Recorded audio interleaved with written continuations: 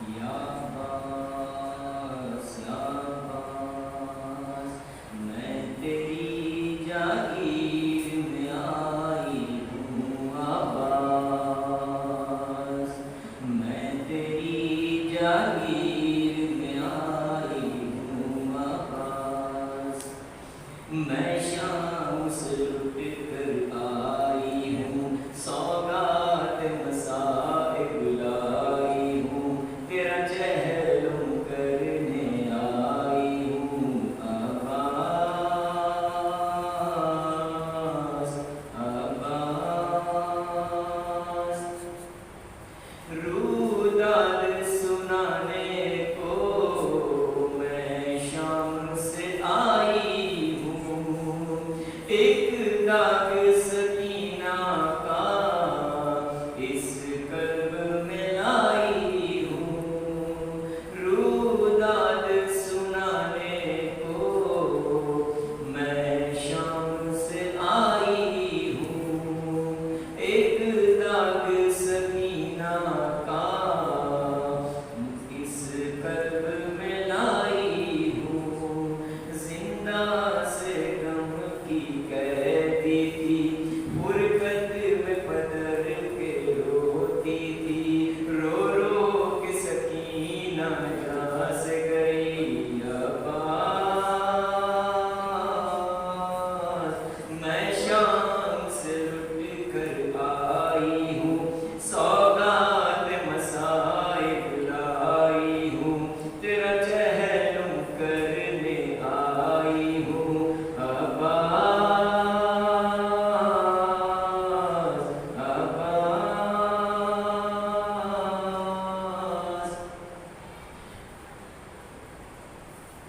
لاشوں سے جدا ہو کر اس وقت چلی زینب، خود رنج و مصائب کی تصویر بنی زینب، لاشوں سے جدا ہو کر اس وقت چلی زینب، خود رنج و مصائب کی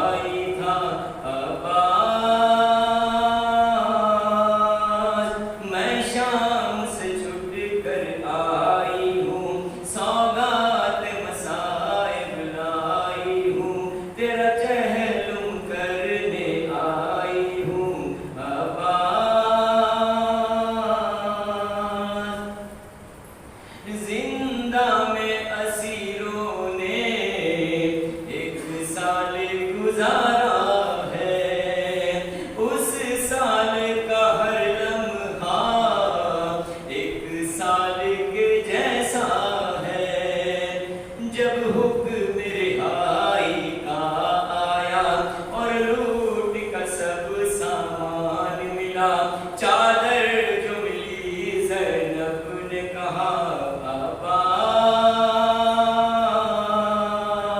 میں شام سے چھٹ کر آئی ہوں، سوگات مصائب لائی ہوں، تیرا چہلم کرنے آئی ہوں عباس۔ فرحان ذرا سوچو کیا حشر بپا ہوگا، جب مظہر یزداں کی بیٹی نے کہا ہوگا، زندان سے آئی ہوں دیکھو اے شیر جریٹ، ایک بار اٹھو زینب کا استقبال کرو عباس، میں شام سے چھٹ کر آئی ہوں، سوگات مصائب لائی ہوں، تیرا چہلم کرنے آئی ہوں عباس،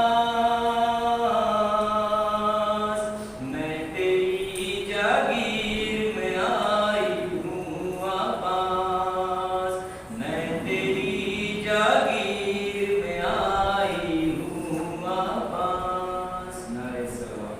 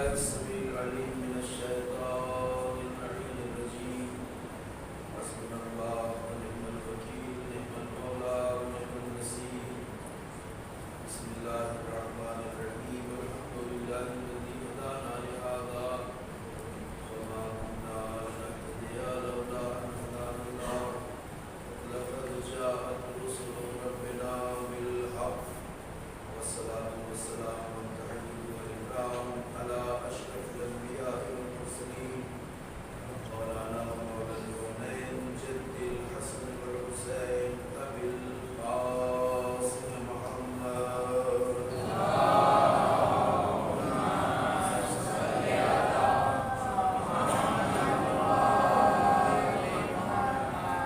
وعلى آله الطيبين الطاهرين المعصومين المظلومين الذين أذهب الله عنهم الرجس وطهرهم تطهيرا. ولعنة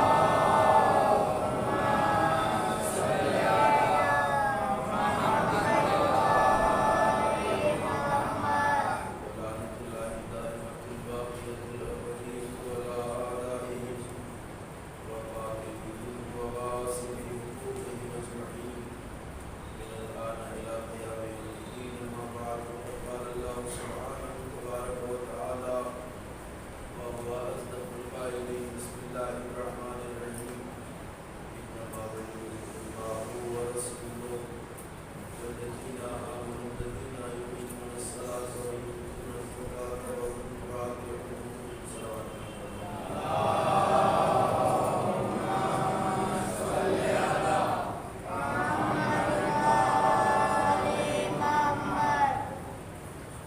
عزیزان محترم اور بزرگان گرامی پر، آئے ولایت کے ذیل میں سلسلہ گفتگو جو شریعت اور نظام ولایت کے حوالے سے شروع کیا تھا، اس کے ہم اختتامی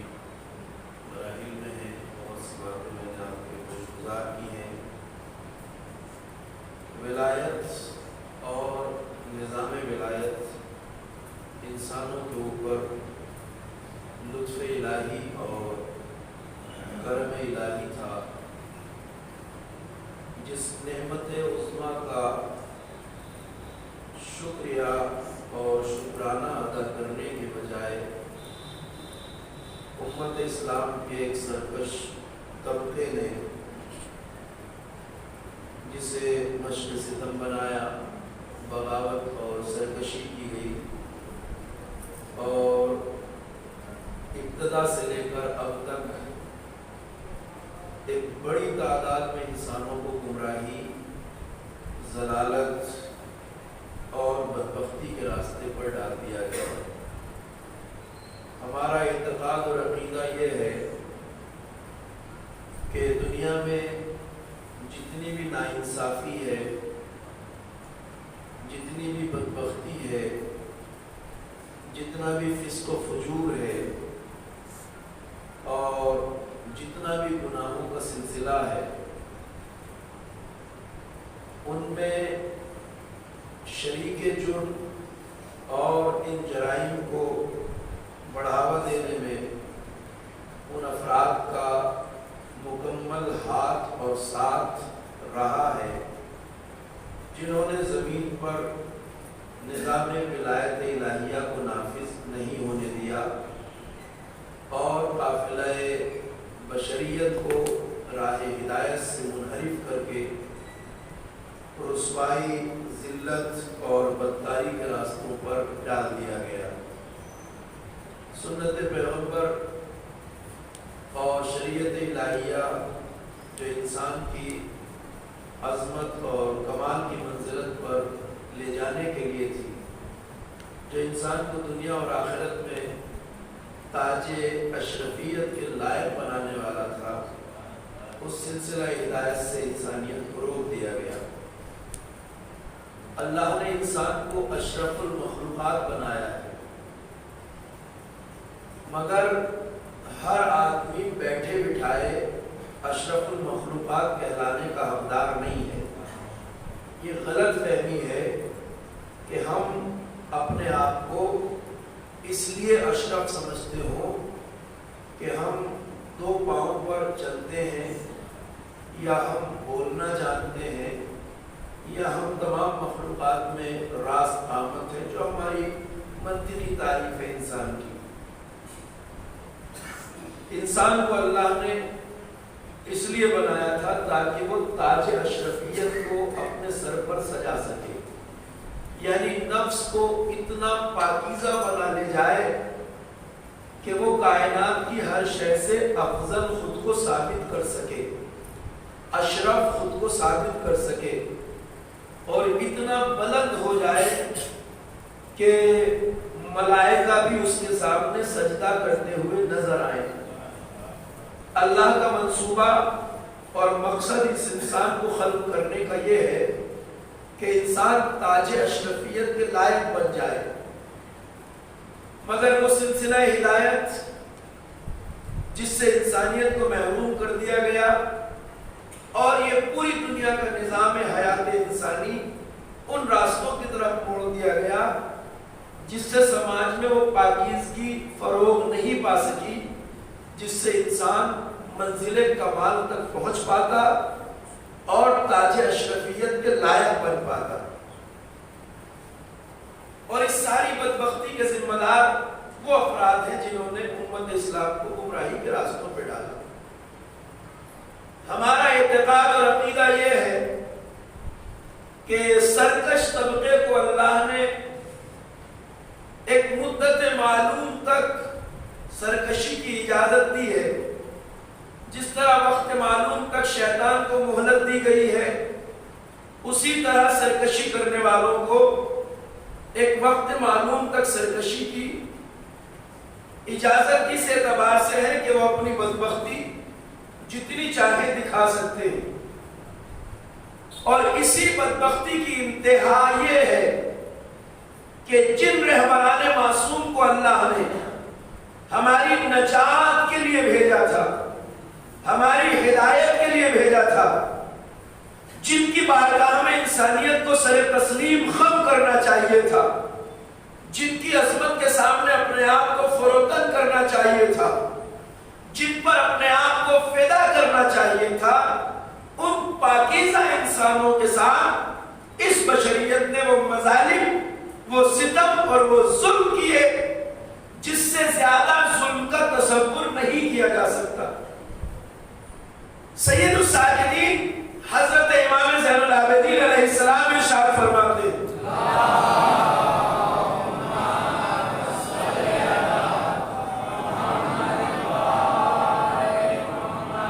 مولا فرماتے ہیں کہ ہم اہل بیت اطہار جن کی محبت، مودت، اطاعت کا حکم قرآن میں اللہ نے دیا ہے، قُلْ لَا أَسْأَلُكُمْ عَلَيْهِ أَجْرًا إِلَّا الْمَوَدَّةَ فِي الْقُرْبَى، ہم اہل بیت جن کی محبت اور مودت کا حکم قرآن میں اللہ نے دیا ہے، اس حکم قرآنی کے ہوتے ہوئے بجائے محبت کے، بجائے مودت کے، بجائے عشق و ولایت کے، اگر بالفرض قرآن میں ہم سے عداوت اور ہم پر ظلم کرنے کا حکم دیا جاتا تو جتنا محبت کے حکم کے باوجود ہم پر ظلم کیا گیا ہے، اس سے زیادہ ظلم ممکن نہیں تھا۔ اللہ نے ہماری عداوت کا حکم بھی اگر دیا ہوتا بجائے مودت کے تو انسانیت ہم پہ اس سے زیادہ ظلم نہیں کر سکتی تھی جتنا ہمیں ستایا گیا، ظلم کیا گیا۔ انسان کا نفس اسے برائیوں کی طرف لے جانے والا ہے، اور کمال انسانیت یہ ہے کہ انسان اپنی خواہشات نفسانی کو مہار کرنا سیکھ لے، اور جب یہ نہیں ہوتا تو نفس انسان کو برائیوں کی طرف لے جاتا ہے۔ اہل بیت اطہار کے ساتھ بھی وہی ہوا جو دنیا کی ہر نیکی، ہر خیر کے ساتھ ہوتا ہے۔ آپ سماج میں نظر ڈالیں، برائیوں کی طرف انسان زیادہ تعداد میں جاتے ہیں، اگرچہ وہاں سب کچھ کرنا ہے، خرچ بھی کرنا ہے، وقت بھی دینا ہے، لیکن نیکی کی طرف انسان فری میں بھی نہیں آتا۔ جہنم کے راستے پہ خرچ کر کے جانے کو تیار ہے، مگر جنت کے راستے پر فری میں بھی آنے کو تیار نہیں ہے۔ مسجدیں ویران ہیں اور سینما ہال میں انسانوں کی بھیڑ پاکیزگی کے مراکز سے دوری، بدکاری کے مراکز پہ انسانوں کی بھیڑ یہ بتا رہی ہے کہ انسانیت خواہشات نفسانی کے پیچھے کس طرح جا رہی ہے۔ یہی اس بدکار قوموں نے ابتدا اسلام میں کیا، اور انسانوں کی خواہشات نفسانی کو ذریعہ بنا کر انہیں جو مرکز خیر تھے اہل بیت، ان سے دور کر دیا گیا، اور بدکار طبقے کی طرف انسانیت کو لے گئے۔ یہ وہی ہے، اہل بیت کو جس طرح چھوڑا گیا ہے اور ان کے دشمنوں کے پاس جس طرح مجمع رہا ہے، اس کی مثال وہی ہے۔ جس طرح مسجدوں میں آنے میں اتنی دلچسپی نہیں ہے جتنا بدکاری کے مراکز کی طرف جانے میں ہے، مگر منصوبہ الہی ہر حال میں نافذ ہونا ہے تاکہ انسان اشرفیت کے تاج کے لائق بن سکے۔ اس کے منصوبے کو کوئی ناکام نہیں بنا سکتا۔ اس نے بھی مہلت دی ہے سرکشوں کو، اور اس کے پاس وقت کی کمی نہیں ہے، وہ تو ازلی و ابدی ہے۔ 1400 سال کا عرصہ ایسا نہیں ہے کہ جس میں انسان مغرور ہو جائے اور وہ یہ سمجھ لے کہ اس نے منصوبہ الہی کو ناکام بنا دیا ہے۔ وہ تو ازلی و ابدی ذات ہے۔ اس نے کہا کہ وَنُرِيدُ أَن نَّمُنَّ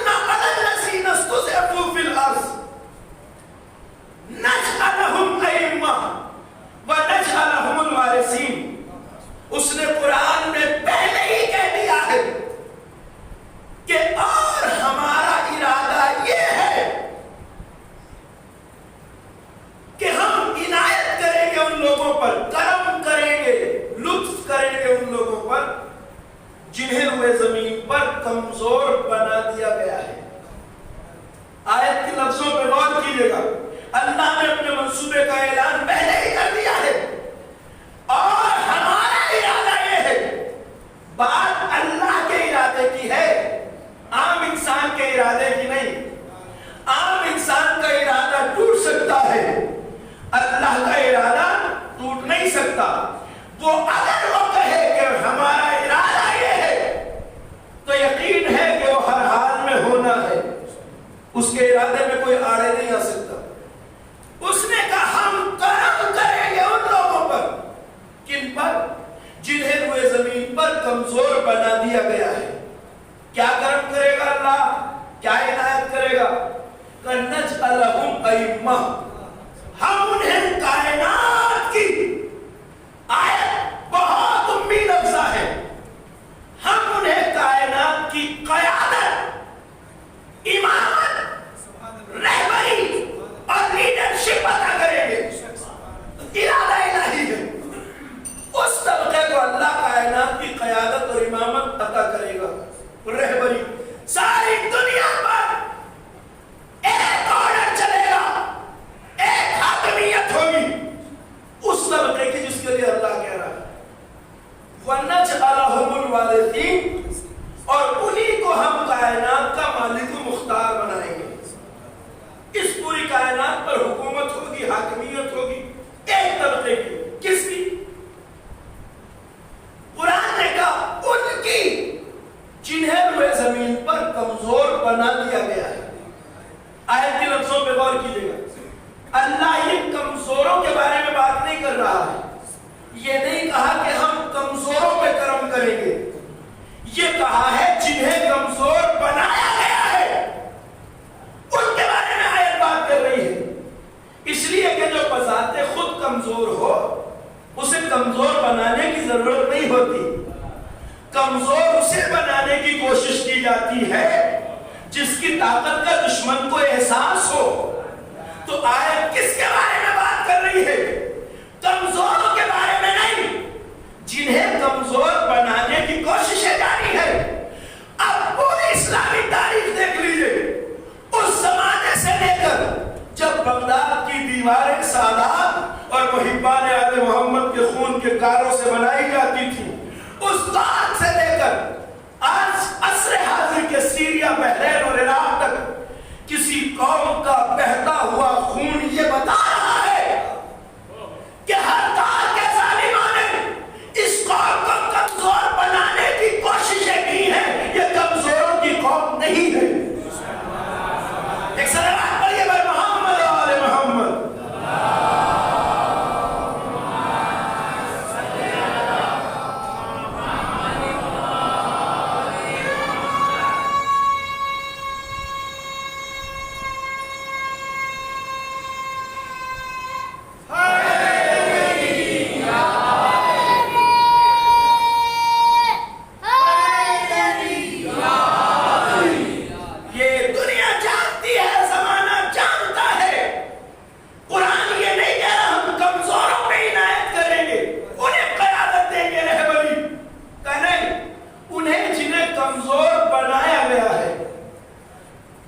कमजोर जो हो बजाते खुद उसकी बात नहीं कर रहा, पूरा गिरे पड़े तबके की बात नहीं कर रहा।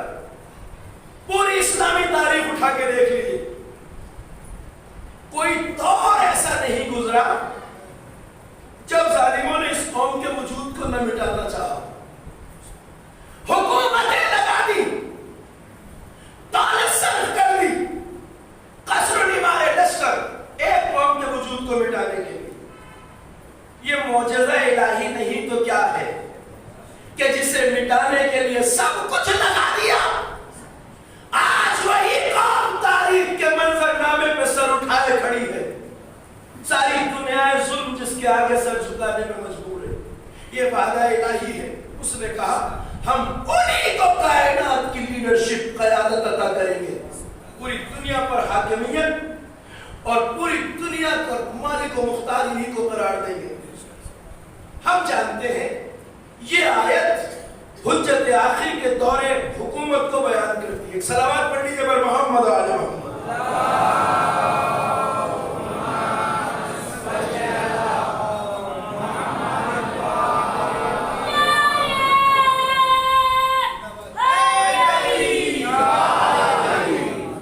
तो इतने मज़ालिम के बावजूद हम मायूस क्यों नहीं है? इसलिए कि हमें कुरान के वादे पर भरोसा है, ईमान है हमारा یہ وعدہ الہی ہے جسے کوئی ٹال نہیں سکتا، جسے کوئی روک نہیں سکتا، جس میں کوئی رکاوٹ نہیں بن سکتا۔ آپ ایک بات پہ غور کریں کہ ہر دور کے ظالموں نے ہم پر ظلم کیا، ستم کیا، گھروں کو لوٹا، بچوں کو ذبح کیا، بے دردی کے ساتھ، جو آج تک چلا رہا ہے 1400 سال کی تاریخ۔ ایک بات پہ غور کریں، اور یہ ایک ایسی بات ہے جس کا کوئی انکار نہیں کر سکتا۔ کہا جاتا ہے کہ جس طرح کسی سے محبت بے وجہ نہیں ہوتی، اسی طرح کسی سے عداوت بھی بے وجہ نہیں ہوتی۔ نفرت اور عداوت بھی بے وجہ نہیں ہوتی، دشمنی کی بھی کوئی وجہ ہوتی۔ تو جس طرح محبت بے وجہ نہیں، اسی طرح عداوت بھی بے وجہ نہیں ہوتی۔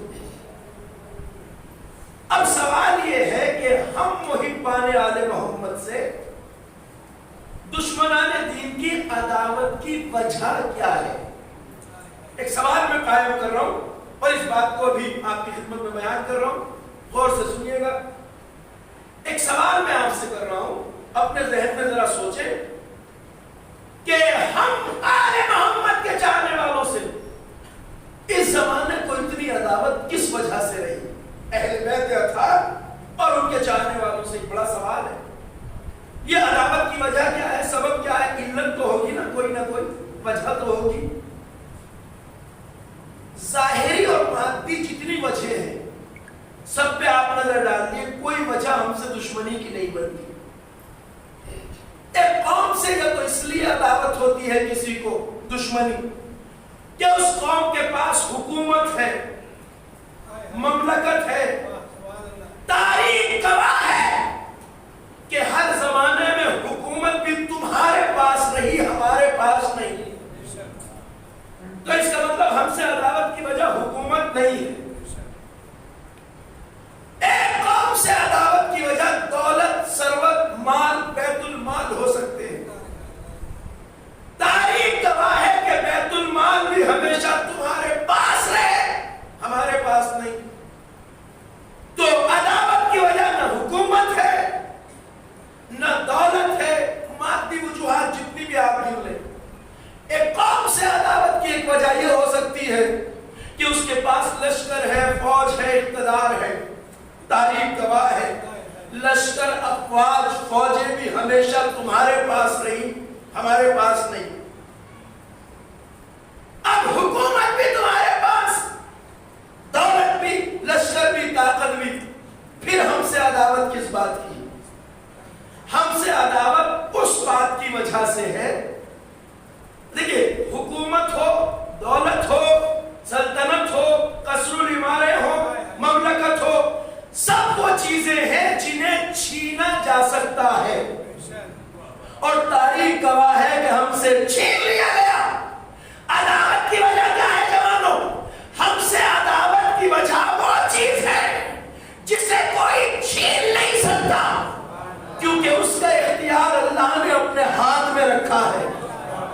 میں آیت پڑھوں گا، بات واضح ہو جائے گی۔ اللہ ہے جس نے کہا وَتُعِزُّ مَن تَشَاءُ وَتُذِلُّ مَن تَشَاءُ، وہ ہے جسے چاہتا ہے عزت دیتا ہے، جسے چاہتا ہے ذلت دیتا ہے۔ ہر دور کے ظالم ہم سے عداوت پر مجبور کیوں تھے؟ اس لیے کہ وہ دیکھ رہے تھے ہم نے ان سے سب کچھ چھین لیا ہے، مگر عزت نے ہمیشہ انہیں کے دروازے پہ سر جھکایا ہے۔ صلوات پڑھیے بر محمد و آل محمد۔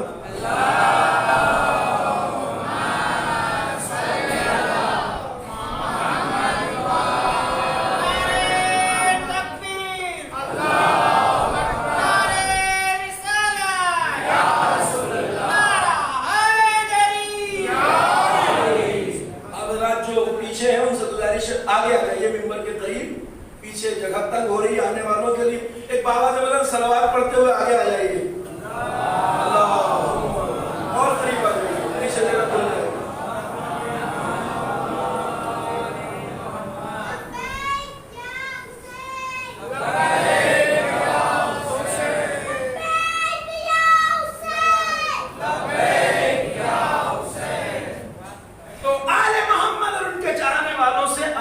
की वजह न हुकूमत है, न ममलकत है, न दौलत है, न फौज और लश्कर है। हमसे अदावत की वजह वो इज्जत है जो अल्लाह ने हमसे मखसूस कर दी है। उन्होंने आले मोहम्मद और उनके चाहने वालों से सब कुछ छीन लिया मगर ताजे इज्जत नहीं छीन सके। आज भी वो हमसे हैरत से पूछते हैं, मजलिस में आके क्या करते हो? यहां रोते हो, आंसू बहाते हो, सीना पीटते हो, क्या मिलता है? उन्हें खबर ही नहीं है। जो वो देखते हैं वो कुछ और है, जो उन्हें दिखता नहीं वो कुछ और है। हम फर्श अज़ा पर आंसुओं का नजराना दे के जाते हैं, इज्जत का ताज लेके जाते हैं। सलावत पढ़िए बर मोहम्मद और आले मोहम्मद।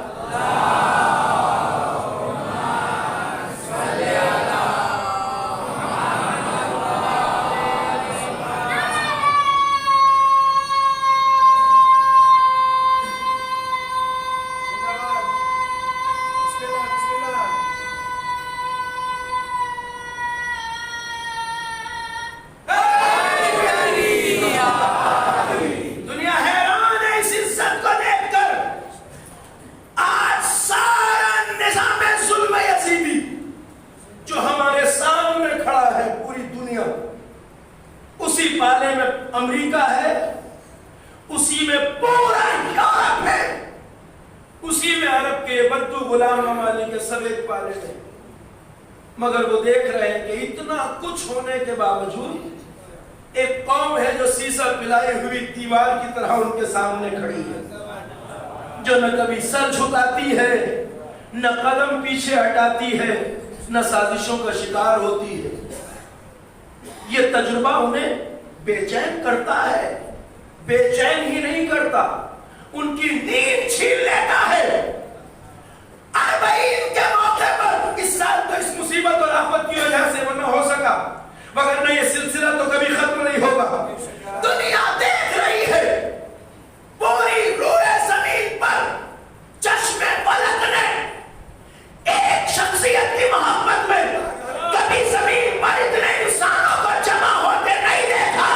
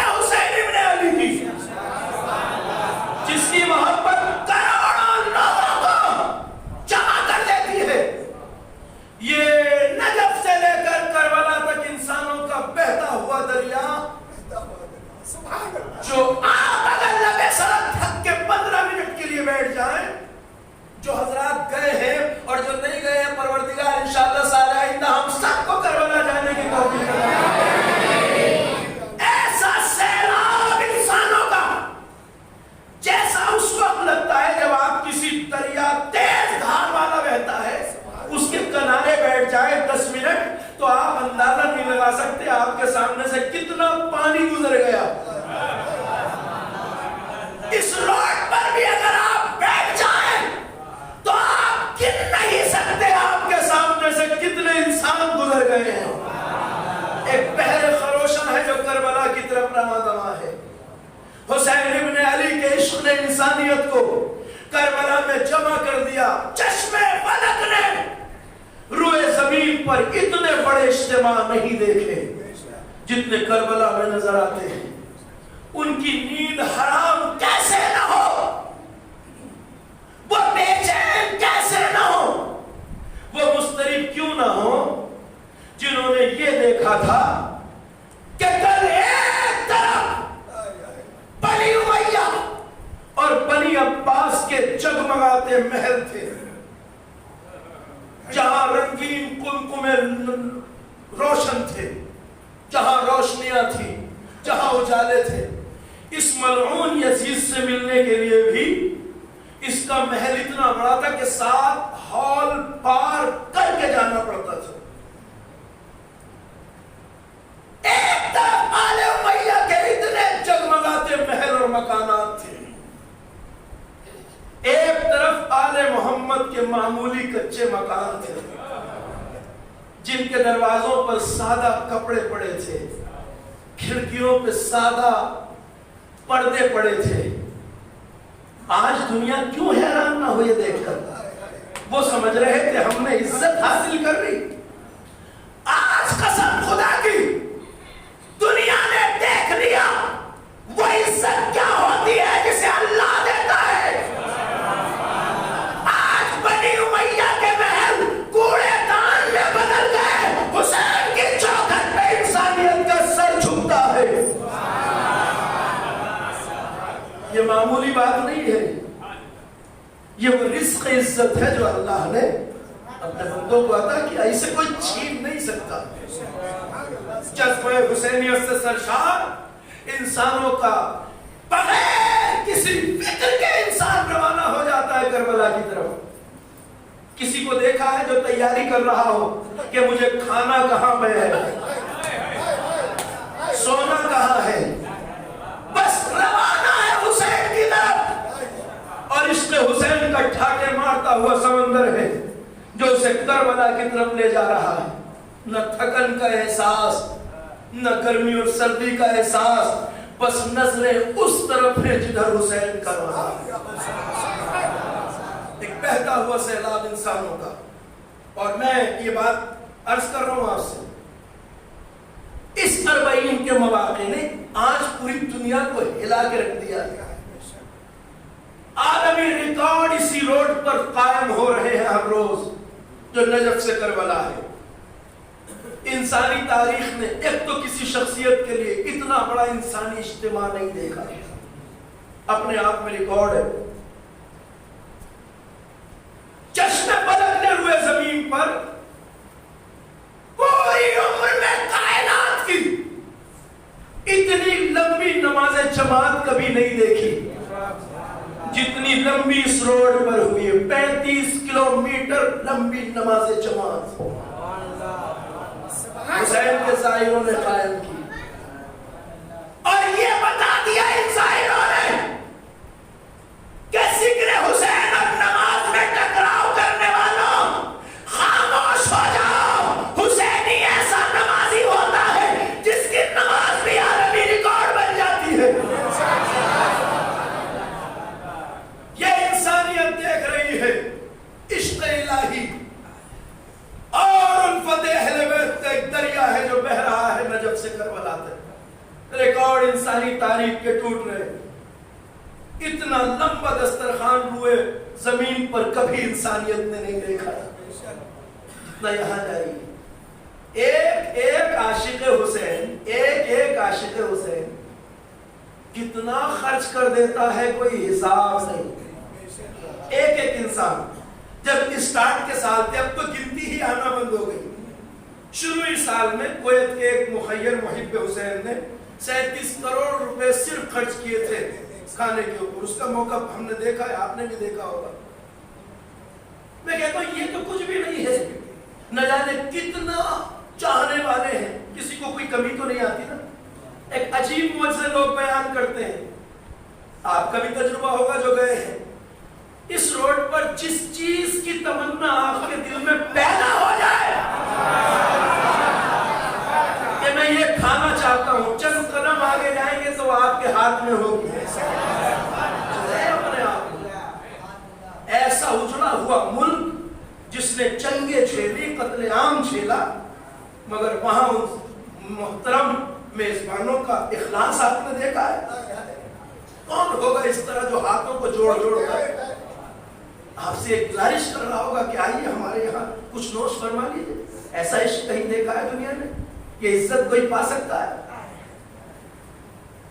حسین کے نام پر سب کچھ لٹانے والی قوم، جس کی خرچ کا کوئی حساب نہیں لگا سکتا، کوئی اندازہ، کوئی بتا سکتا ہے نام حسین پہ کتنا خرچ کیا جاتا ہے ہر سال؟ کوئی حساب نہیں لگا سکتا، کوئی جوڑ نہیں سکتا۔ جب ایک آدمی 37 کروڑ خرچ کرتا ہے تو نہ جانے عاشقان حسین کہاں کہاں سے آگے کتنا خرچ کرتے ہیں، وہاں نہیں دنیا بھر میں ذکر حسین پر۔ اور ہم اگر وہ بات کہتے ہیں تو غلط نہیں ہے، ہم کل کے یزید سے بھی یہی کہتے ہیں، آج کے یزیدوں سے بھی یہی کہتے ہیں۔ اتنا جذبہ اخلاص دیکھ کر یہ بات غلط نہیں ہے، بلکہ سچائی ہر سال اپنی زبان سے اعلان کرتی ہے۔ اور ہم اسی لیے یزیدوں کو للکار کے کہتے ہیں کہ اتنی دولت بھی نہیں تیرے خزانے میں یزید جتنی ایک شہزادہ لٹا دیتا ہے۔ صلوات پڑھیے بر محمد و آل محمد۔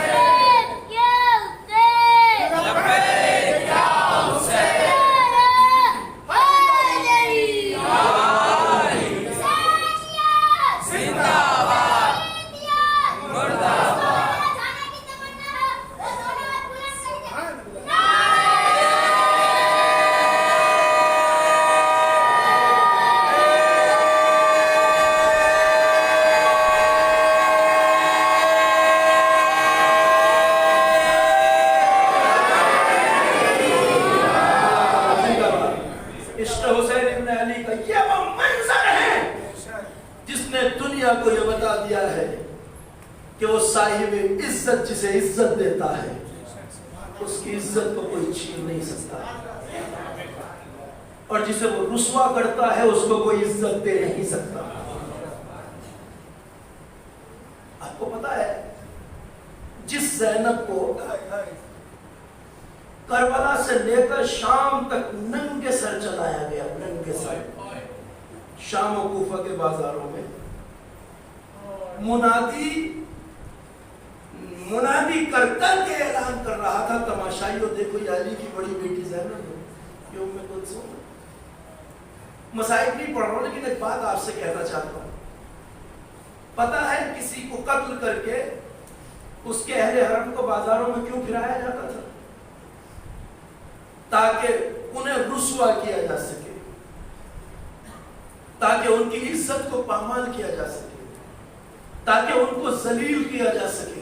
اس لیے آل محمد کربلا سے لے کر شام تک بازاروں سے گزرے، شہروں دیاروں سے گزرے، ننگے سر، پشت ناکا پہ جو زینب پس گردن ہاتھ میں دیتے بیٹھی تھی، جسے اس لیے بازاروں سے گزارا گیا تھا کہ اسے رسوا کیا جا سکے۔ وہ زینب جب یہ سارا سفر طے کر کے شام پہنچی، قسم خدا کی دنیا اس کی مثال نہیں لا سکتی، اس یقین کی مثال نہیں لا سکتی۔ اور جب بانی شر کے سامنے جا کے کھڑی ہوئی زینب، جو بازاروں اور دیاروں سے ننگے سر گزری تھی، اس نے یزید کے سامنے کھڑے ہو کر للکار کے کہا، کد کیدک یزید، جو تیرے بس میں ہے کر لے، جتنی فریب کاری، جتنی عیاری، جتنی مکاری تو کر سکتا ہے کر لے، مگر سن، نہ تو ہماری عزت کو دب کر سکتا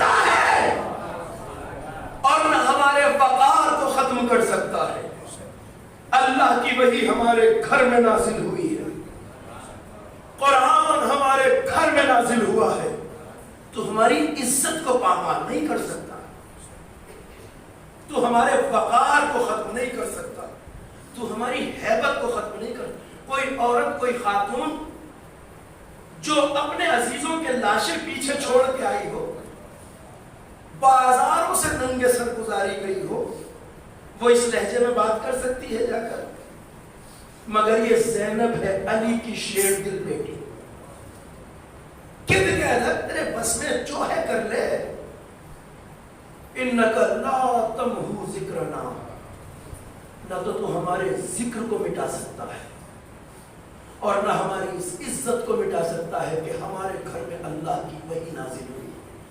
ہم صاحب عزت ہیں، اور یہ صاحب عزت سے نا شام میں آ گئی، زندان شام تک۔ مظلومیت اہل بیت کا سنگین ترین باب تحریر ہو رہا تھا، کربلا سے لے کر دمشق تک، وہی ظلم جو مدینے سے شروع ہوا تھا۔ میں اس وقت بات کا جواب دیتا چلوں، میں آپ سب کی سماعتوں کا تہہ دل سے شکر گزار ہوں۔ میرے بارے میں آپ کا کوئی بھی فیصلہ ہو، مگر جس توجہ سے جوانوں نے گفتگو کو سنا ہے، میں بہت شکر گزار ہوں، اور میں ہمیشہ جس بات کی تاکید کرتا ہوں وہ بات الحمدللہ مجھے سننے کو ملی۔ میں ہمیشہ ممبروں سے کہتا ہوں آپ سوچنے سمجھنے والے بنے۔ اسی جگہ کی گفتگو جو پرسوں تھی آپ کو یاد ہوگی، اور اپنے ذہن کو سوالی بنائیے۔ ہاں، علماء کی توہین مت کیجیے، مگر سوال کرنے کا حق آپ کو ہے، اس لیے کہ سوال علم کی کنجی ہے۔ نہج بلاغہ میں 2 جگہ لفظ سوال ہے، ایک جگہ مولانا نے فرمایا السؤال ذل، سوال کرنا ذلت ہے، اور ایک جگہ فرمایا السؤال مفتاح العلم، سوال علم کی کنجی ہے۔ دونوں لفظوں میں فرق کیا ہے؟ جو سوال ذلت ہے وہ ہے کسی کے آگے ہاتھ پھیلانا، کسی سے کچھ مال دنیا مانگنا، اسے کہا ذلت ہے۔ نہج بلاغہ ہے، امیر المومنین کا کلام ہے، ایک سوال جو ذلت ہے، السؤال ذل، جو سوال ذلت ہے وہ کسی کے آگے دست سوال پھیلانا ہے، مانگنا۔ لیکن جو سوال مفتاح العلم ہے وہ سوال ہے اپنے علم اور نالج کے لیے کچھ پوچھنا، کیونکہ جب ہم کچھ سوال پوچھتے ہیں تو علم کا ایک نیا باب ہمارے سامنے کھلتا ہے، فطرت ہے انسان کی۔ بھئی اگر جیمز واٹ کے ذہن میں یہ خیال نہ آیا ہوتا کہ یہ ڈھکن اٹھتا کیوں ہے، گرتا کیوں ہے، تو دنیا کا پہلا اسٹیم انجن نہیں بنا سکتا تھا نا۔ جب اس نے سوال اس کے ذہن میں قائم ہوا تو اس کو پہلی بار اسٹیم بھاپ کی طاقت کا پتہ چلا، اسی سے اس نے دنیا کو پہلا اسٹیم انجن دیا، یعنی ریلوے جو چل رہا ہے آج۔ سوال علم کا دروازہ کھولتا ہے۔ اگر نیوٹن کے ذہن میں یہ خیال نہ آیا ہوتا کہ یہ سیب پیڑ سے گر کے نیچے ہی کیوں گیا ہے، دائیں بائیں یا اوپر کیوں نہیں گیا، تو وہ زمین کی گریویٹی پاور پر اپنی تھیسس پیش نہیں کر سکتا تھا۔ اس نے ویسے اللہ کی خلق کرنا ہے، اس نے تلاش کیا اس راز کو، بتایا کہ زمین میں کشش ثقل پائی جاتی ہے، گریویٹی پاور۔ تو سوال علم کے دروازے کھولتا ہے، اور بہت سے سوال ذہن میں آتے ہیں، آنے چاہیے۔ میری تقاضا، میری یہ فرمائش اور خواہش ہمیشہ رہتی ہے کہ نوجوان سوالی ہوں، سوال کریں، بہت سی چیزیں واضح ہوتی ہیں۔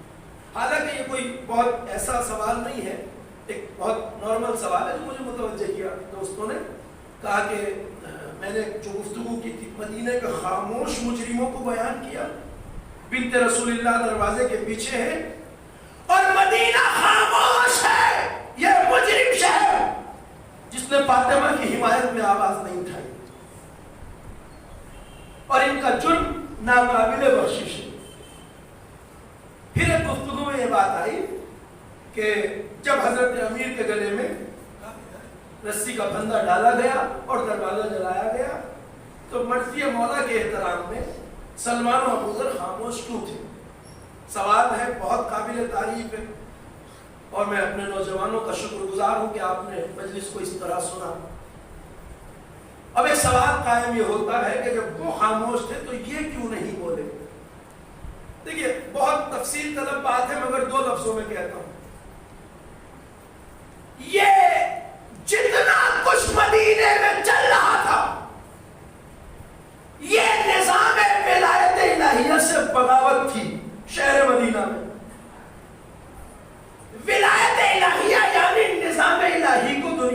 نافذ کرنا اللہ کی حاکمیت وہ جو ولایت کی شکل میں ہے، یعنی نظام حکومت اہل بیت کے پاس ہونا چاہیے.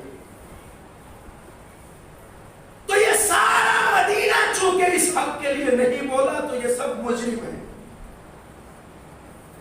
سب بولتے آواز اٹھاتے تو نظام ولایت مدینے میں نافذ ہو جاتا شروع دن سے، اور آج تک ہم اس نظام سے فائدہ اٹھا رہے ہوتے.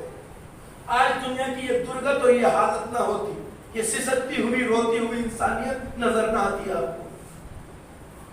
چونکہ جو علی ابن ابی طالب اپنی 5 سال کی ظاہری حکومت کے زمانے میں ایسا نظام عدل قائم کر دے جیسا پوری انسانی تاریخ میں کوئی نہیں کر سکا. اگر معصوم ائمہ کی حکومت نافذ ہوتی تو زمین کتنی، دنیا کی کوئی بھی حکومت، کوئی بھی ونڈو آن پوری ہیومن ہسٹری یہ نہیں کہہ سکتی کہ ہماری حکومت میں کوئی انسان نہ بھوکا ہے نہ بغیر چھت کے.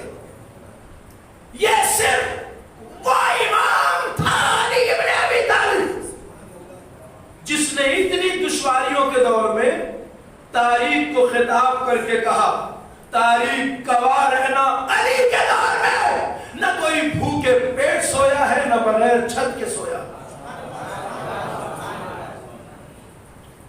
یہ علی ابن ابی طالب ہے تنہا جس کے نظام عدل نے ایسا کائنات نظام دیا کہ جس کی عظمت کو دنیا آج تک سلام کرتی ہے. میرے پاس وقت نہیں ہے وگرنہ میں یو این او کی وہ باتیں بھی بیان کرتا جو انہوں نے اس وقت بیان کی تھی جب ان عرب ملکوں سے کہا تھا اگر عزت سے جینا چاہتے ہو، یو این او شیعہ نہیں ہے، مسلمان بھی نہیں، مگر ان بے غیرت مسلمانوں سے کہا تھا اگر عزت حاصل کرنا چاہتے ہو تو علی ابن ابی طالب کی حکومت کے رول اپناؤ. یہ آن ریکارڈ موجود ہے یو این او کی ہدایت. میں جو کہنا چاہتا ہوں وہ یہ ہے، وقت نہیں تمام کر رہا ہوں. یہ مدینہ چپ رہا مجرم ہے کیونکہ نظام قائم ہونا تھا اس امت کے لیے. ان افراد کا جو مٹھی بھرتے ان کی خاموشی کی وجہ یہ ہے کہ یہ تو پہلے سے ولایت کے قائل تھے، اس نظام کے خواہاں تھے جو نظام الہیہ ہے. تو ان چند افراد کے بولنے سے وہ نظام نافذ نہیں ہونے والا تھا. غور کر رہے ہیں آپ میں کیا کہہ رہا ہوں؟ ان چند لوگوں کے بولنے سے وہ نظام قائم نہیں ہو سکتا تھا. چونکہ نظام حکومت جب قائم ہوتا ہے جب سامنے والوں میں اس کی طلب ہو. مدینے والوں میں یہ طلب نہیں تھی، اس لیے سارا مدینہ مجرم ہے. یہ تو اس کے خواہاں تھے مگر ان کے بولنے سے وہ نظام قائم نہیں ہو سکتا تھا. اور اگر یہ بولتے تو شاید یہ چند افراد جو مولا کے سچے چاہنے والے تھے انہیں بھی راستے سے ہٹا دیا جاتا. اور بات رہ گئی امیر المومنین کی مظلومیت کی، تو ان کے بولنے سے ایسا نہیں تھا کہ امیر المومنین اس مظلومیت سے بچ جاتے. اور مظلومیت اس لیے نہیں تھی کہ وہ غالب تھے علی مغلوب تھے، نعوذ باللہ. مظلومیت اس لیے تھی کہ علی صبر کر رہے تھے، وگرنہ سلمان و ابو ذر کی ضرورت نہیں تھی. علی کا خود وہ تھا جس نے مرحبا اندر جیسوں کو میدان میں زمین چٹائی تھی. تو ان رسیوں کو لانے والوں، دروازہ جلانے والوں کی اوقات کیا تھی ان کے مقابلے؟ تو ان کی خاموشی مرضی مولا کے مطابق تھی، ان کی خاموشی بزدلی سے تھی. جو جرم ہے وہ مجرم تھے، یہ صابر ہیں. چونکہ جو نظام قائم ہونا تھا وہ مدینے والوں کی خواہش سے ثابت ہونا تھا، نافذ ہونا تھا. جو نہیں ہوا وہ مجرم ہے. ان چند افراد کے بولنے سے نظام قائم نہیں ہوتا. اور بات جہاں مظلومیت کی ہے تو اگر علی نہ چاہتے تو ان کی تو کیا اوقات تھی جو مولا کو ہاتھ لگا دے. تو یہ فلسفہ ہے, یہ بڑا, اور بھی آپ علماء سے اس پر گفتگو کر لیجئے گا تاکہ اور منظرنامہ واضح ہو جائے. میں گفتگو کو تمام کرتا ہوں, کل انشاءاللہ جو وقت ملے گا اس میں آپ سے چند باتیں اور کہوں گا. بغاوت امت نے نظام ولایت سے کی, اس ولایت الہیہ سے جس کے مطابق اللہ کائنات کے نظام کو چلانا چاہتا ہے, اور وہ نظام ہر حال میں نافذ ہوگا. اور وہ کب نافذ ہوگا؟ جب حجت آخر پردہ غیب سے تشریف لائے گی.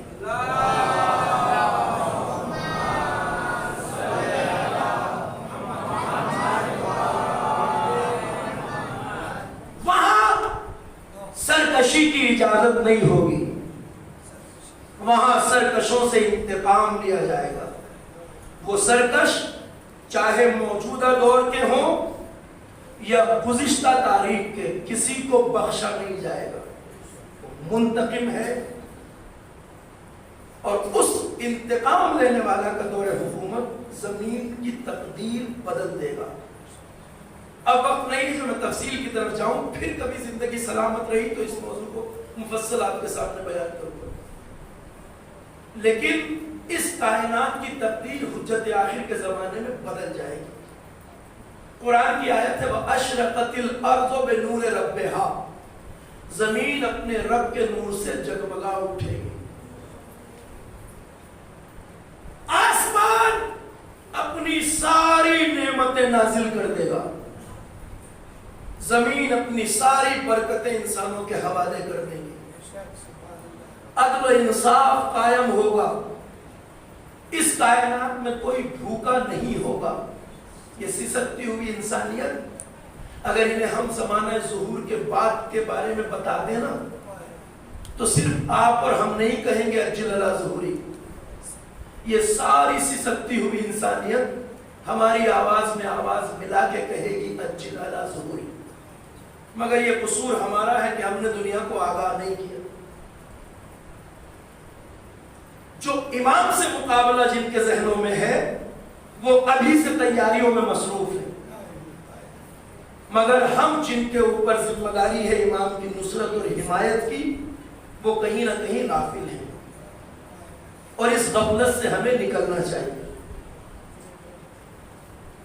زمانہ ظہور کے بعد مجھے بہت سی باتیں کہنا تھی مگر تمام کر رہا ہوں. ایک سن لیجئے, دنیا میں اتنی ترقی ہوگی کہ کوئی بھوکے پیٹ نہیں سوئے گا. اتنی دولت انسانوں کے پاس ہوگی کہ آپ اپنے خمس, زکوٰۃ اور خیرات کا پیسہ دینا چاہیں گے, کوئی دینے والا نہیں ملے گا. لوگ اپنے مال کی زکوٰۃ سڑکوں پہ رکھ دیں گے, تھیلوں میں بند کر کے, کوئی اٹھانے والا نہیں ملے گا. اب یہ بھوکے پیٹ انسانوں کو, جن کے پاس نہ چھت ہے, نہ لباس ہے, نہ روٹی ہے, انہیں اگر اس دور کے بارے میں بتائیں تو کیا وہ فریاد نہیں کریں گے؟ ہم جس ناجائز نظام میں آج زندگی گزار رہے ہیں نا, اس میں بتایا جاتا ہے دنیا کی 80% دولت اور انرجی, زندگی کے وسائل صرف 20% لوگوں کے قبضے میں ہے. آج جو نظام دنیا پہ چل رہا ہے, یہ ظالمانہ نظام, 80% دولت اور انرجی اونلی 20% لوگوں کے پاس ہے دنیا میں آج, اور باقی بچی ہوئی 20% سے 80% لوگ زندگی گزار رہے ہیں غربت, افلاس, بھوک مری میں. حجت آخر آئے گی تو اس نظام ظلم کا خاتمہ ہوگا, اور اس 20% میں بھی کچھ انڈر گراؤنڈ خفیہ تنظیمیں ہیں کہ جو اس 80% انسانیت کو ختم کر کے صرف اپنے ہاتھ میں سب کچھ لینا چاہتی ہیں. ہمارے یہاں بعض لوگ یہ سمجھتے ہیں دجال کوئی آدمی ہوگا جسم والا.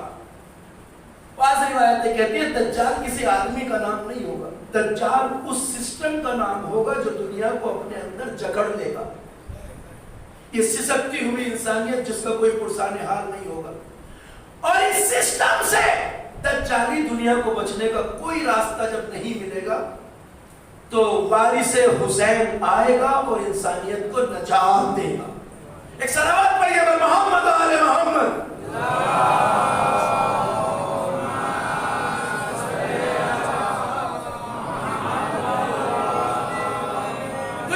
گفتگو کبھی اور کے لیے.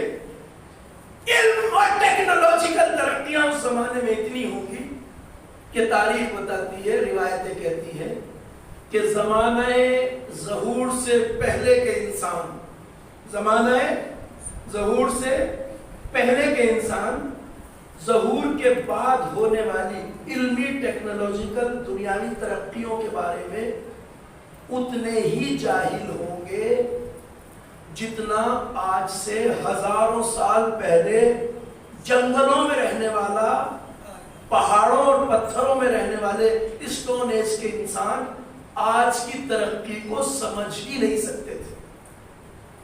بھائی اب سے ہزاروں سال پہلے کے انسان بجلی کو جانتے تھے, مائک کا پتا تھا, ہوائی جہاز ان کو پتا تھا, کمپیوٹر کا پتا تھا.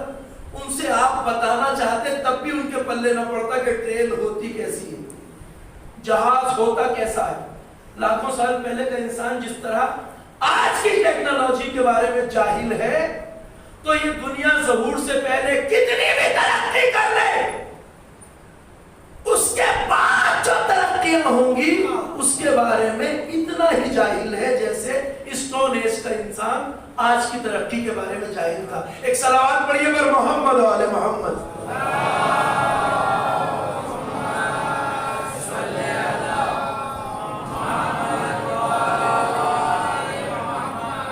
ایسا امام عادل علی جو اس نظام کو قائم کرنے والا تھا.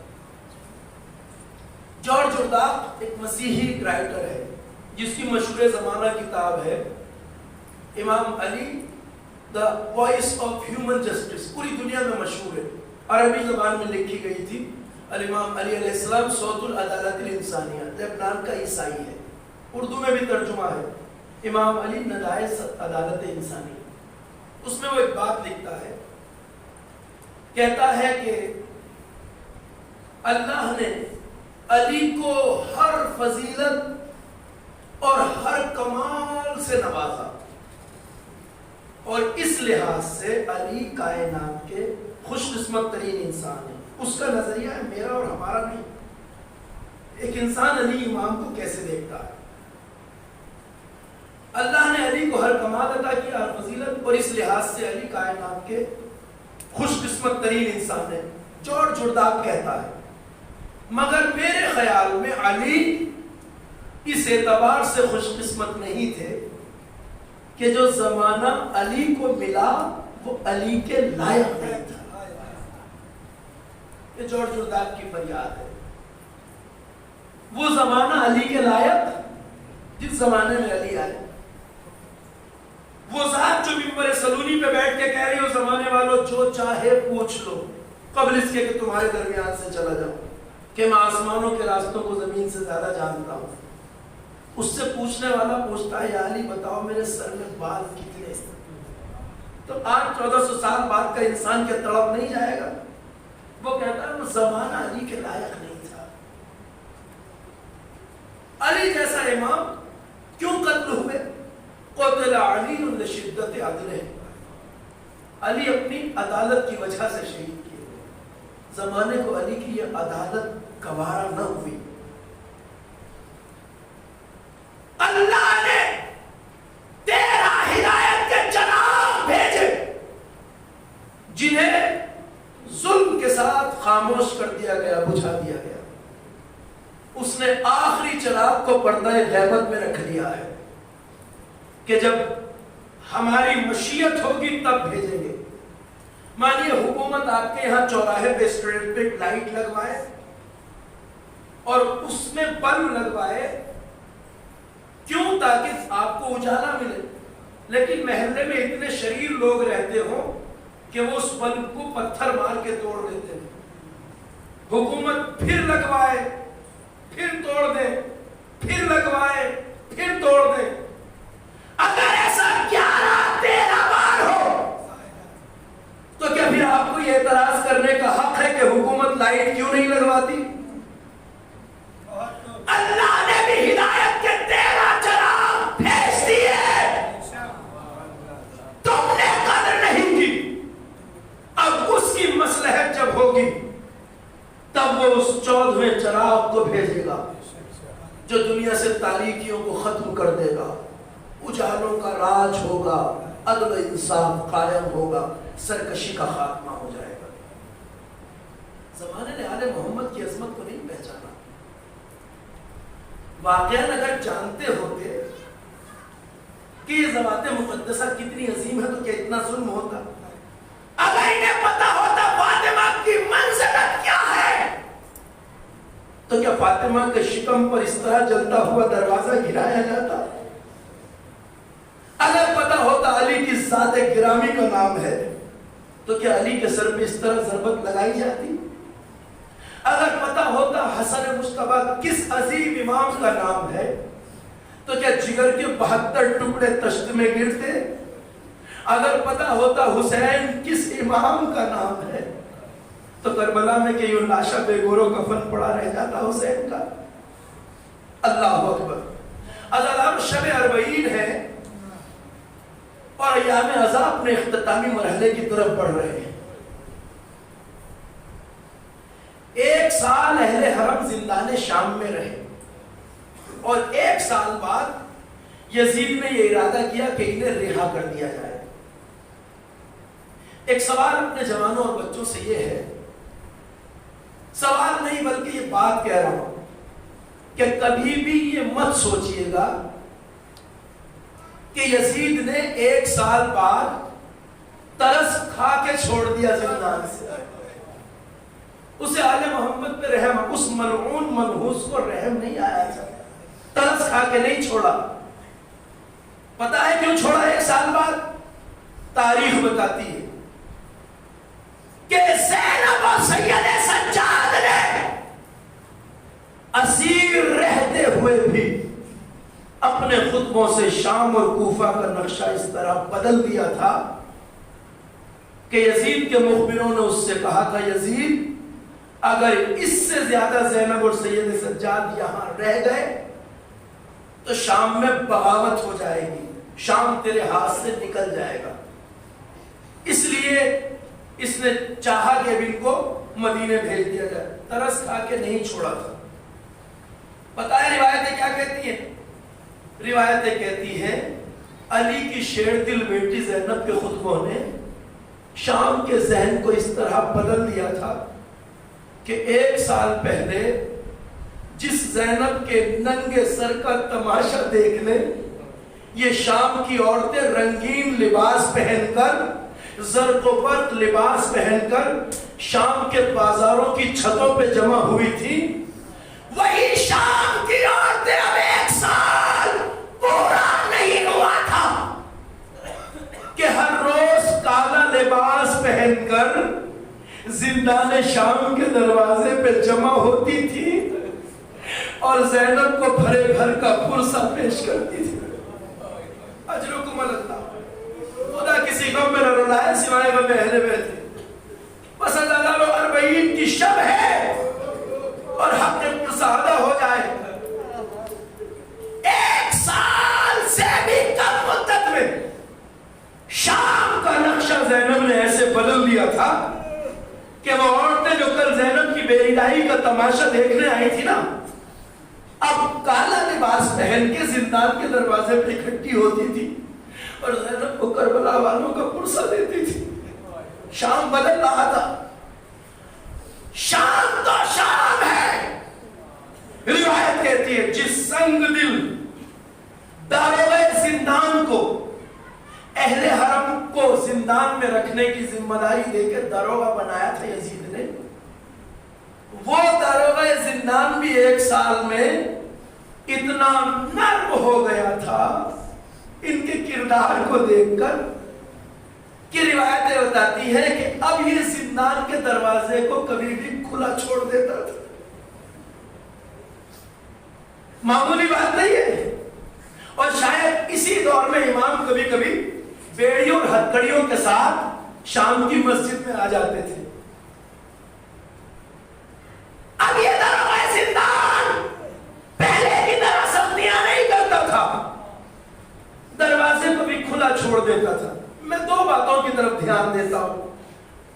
یا تو اب اس کا دل یہ چاہتا ہو کہ یہ ننھے ننھے بچے جو سال بھر سے اسیر ہے یہ بھی باہر کی دنیا دیکھ سکے، وہ زندان کا دروازہ کھلا چھوڑ دیتا۔ یا تو یہ بات ہو یا 1 سال، کیونکہ آل محمد کا کردار قریب سے دیکھا تھا، میرا دل کہتا ہے یا یہ بات ہو کہ اس کو اتنا تو اندازہ ہو گیا تھا کہ یہ وہ قیدی نہیں ہے جن کے لیے دروازے بند کرنے کی ضرورت ہو۔ اجرکم اللہ، بات کی گہرائی تک پہنچے گا۔ 1 سال کردار دیکھا تھا، جان گیا تھا کہ یہ وہ قیدی نہیں ہے جن کے لیے دروازے بند رکھنے کی ضرورت ہو۔ ایک بات اور میں نے روایت میں دیکھی ہے، تاریخ بتاتی ہے کہ اب یہ داروغہ زندان اتنا نرم ہو گیا تھا، بات کہہ رہا ہوں سمجھئے گا اس کا راز کیا ہے۔ اب یہ اتنا نرم ہو گیا تھا کہ دوپہر کی دھوپ میں سید سجاد کو اب دیوار کے سائے میں بیٹھنے سے منع نہیں کرتا۔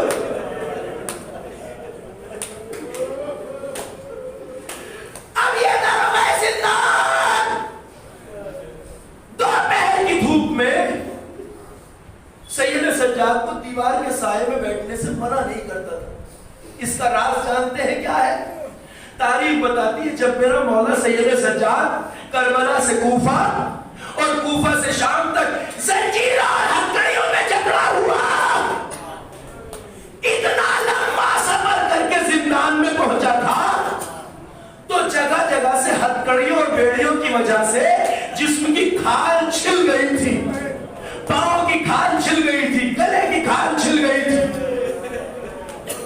دوپہر کی دھوپ میں جب زندان میں سید سجاد کے جسم کا لوہا گرم ہوتا تھا اور زخموں میں ان زنجیروں کی وجہ سے جلن ہوتی تھی اور میرا امام کبھی سائے میں بیٹھ جاتا تھا تو یہ تازیانے مار کے ہٹا دیتا تھا۔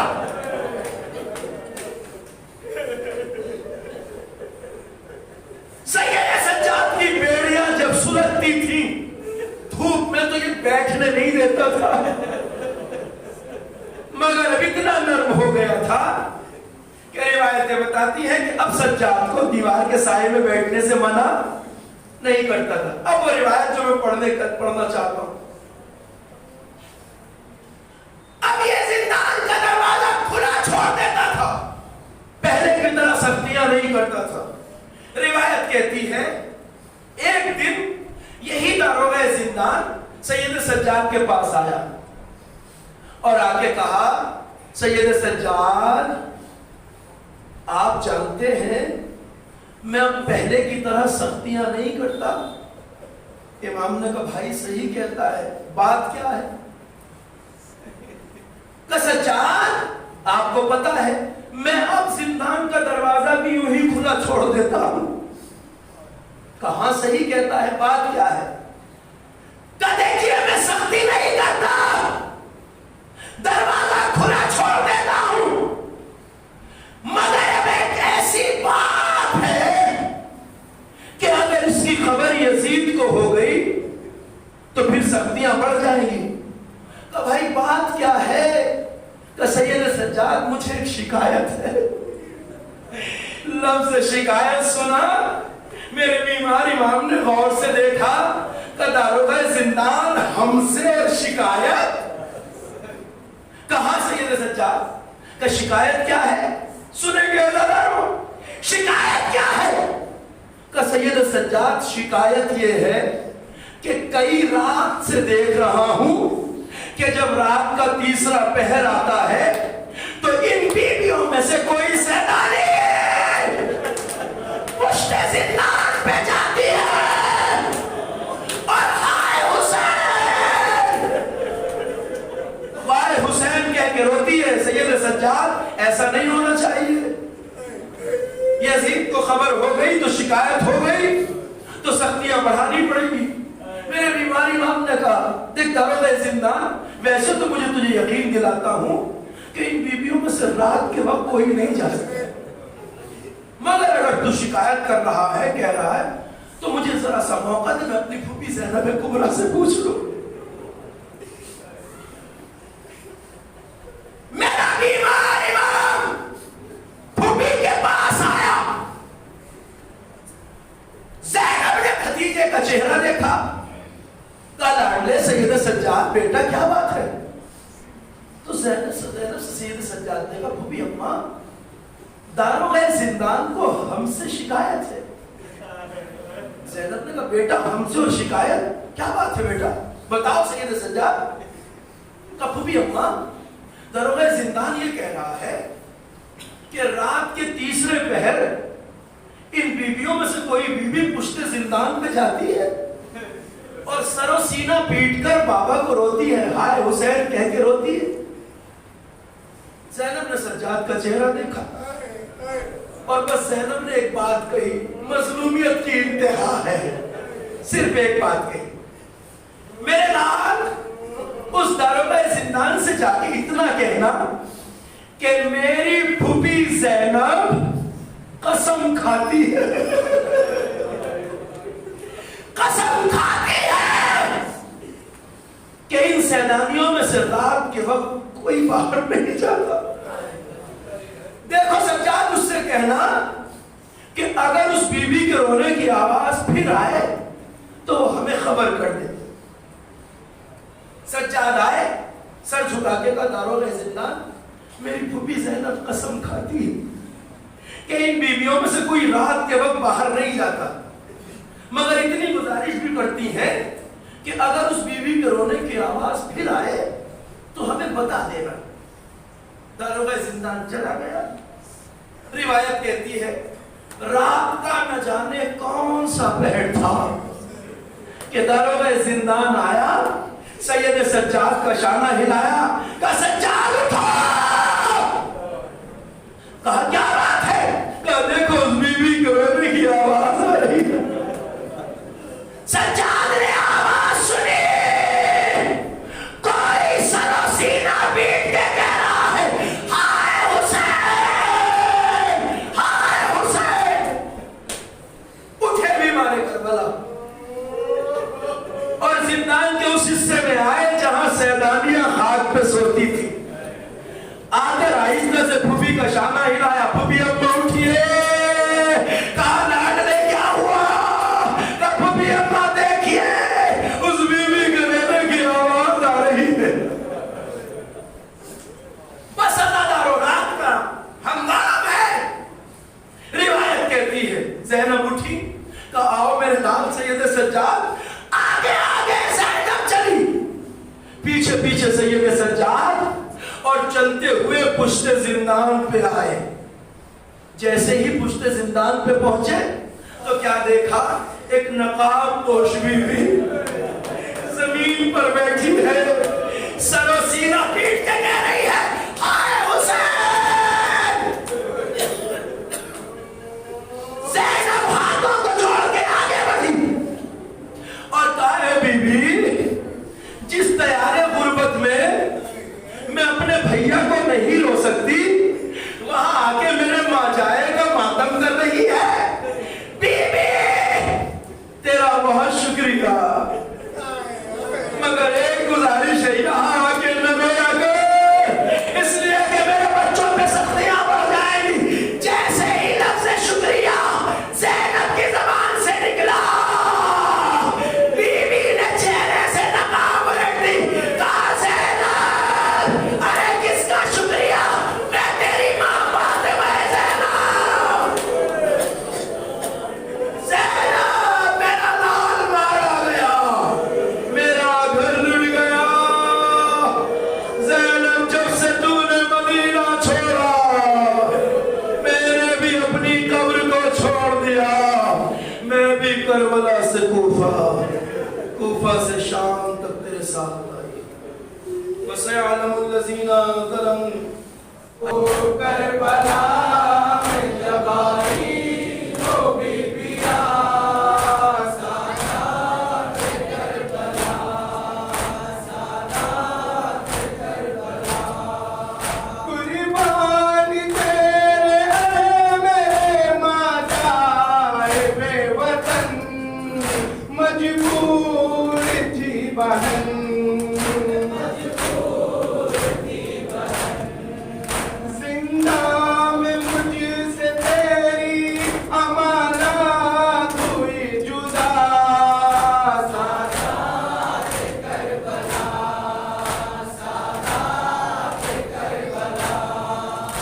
پہلم کو